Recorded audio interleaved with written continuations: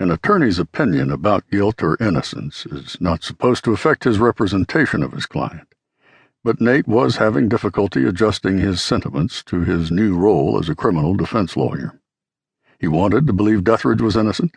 The day after reviewing the case file, Nate returned to the state penitentiary, hoping to find information that would change his conclusion about Dethridge's guilt. The air in Visit A maximum security was hot and close. Sweat beaded Dethridge's brow and upper lip. Nate mopped his own face with a handkerchief. "I want to know the facts surrounding this murder," Nate said. "Don't hold anything back. I want to know everything and no lies. That's hard and fast rule with me. If I find out you've lied to me, I'll withdraw from your case. Do you understand me?" Dethridge nodded. "What do you want to know?" "Had you ever met Darlene Updike before the night of the murder?" "I saw her once or twice, but I never met her." "Where did you see her?" "I saw her in a restaurant in Bloxton called the Coal Bin." "Did you talk to her?" "No, I didn't even know her name till they charged me with the murder." "When did you first see Updike the night of the murder?" "I found her body in the warehouse after she was killed." "What were you doing in the warehouse?" "I had a fight with my old lady. I ran off and bought a jug of White Light, and I went to the warehouse to drink my hooch where nobody would bother me." "What time did you have the fight with your wife?" "About 8 or 9 o'clock the night before I was arrested for killing the girl. I lost my temper. The damn baby was crying. I told my old lady to shut him up, but she wouldn't do it. That kid squalls all the time, and she won't even shut his damn mouth. That night I lost it and hauled off and hit her, busted her teeth. I'm not proud of it, but I couldn't help it. I went plumb crazy there for a second or two." "Where did you go after you fought with your wife?" "I drove out to Cecil Garrison's house. He's a moonshiner. I bought a jar of White Lightning and then drove back to Bloxton. I parked next to the warehouse and sat in my truck and drank." "Why did you choose to park at the warehouse to drink?" "It was a good place to pull a big drunk. There's nobody around." "When did you go inside the warehouse?" "By midnight I snookered. I went inside to find a place to sleep. I went upstairs, sat under a window and drank the rest of my hooch. I stretched out on the floor and passed out. I was there all night sleeping it off." "What time did you wake up?" "I don't know exactly. It was still dark. About 5 in the morning, I guess."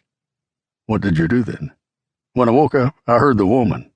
'Please, please don't, please stop.'" "Where did the cries come from?" "Downstairs."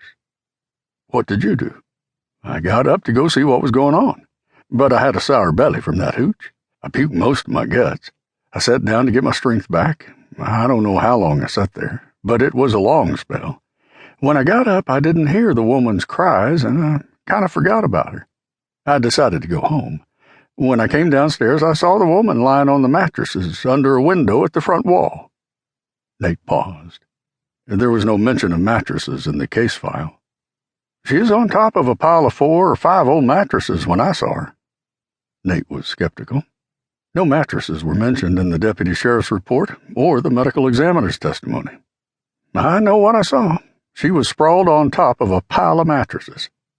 "Why would there be mattresses in an abandoned warehouse?" "Kaleo Coal Company used to own the warehouse before they closed the coal mine and pulled out of Buck County. There were beds in the upstairs rooms because the managers from up north stayed in the warehouse when they came to town. After the coal company left town for good, somebody hauled the old mattresses down to that window where I found the girl. They've been piled up there for years." Nate studied Dethridge's demeanor. He seemed truthful. Nate decided to move on. "All right. What did you do when you saw Updike?" "I was rattled by the sight of the girl. She was in awful shape. Clothes torn off of her, blood coming out of her mouth, bloody cuts around her neck, face beat up. I wanted to help awful bad." "What did you do?" "I tried to loosen the rope that was tied around her neck.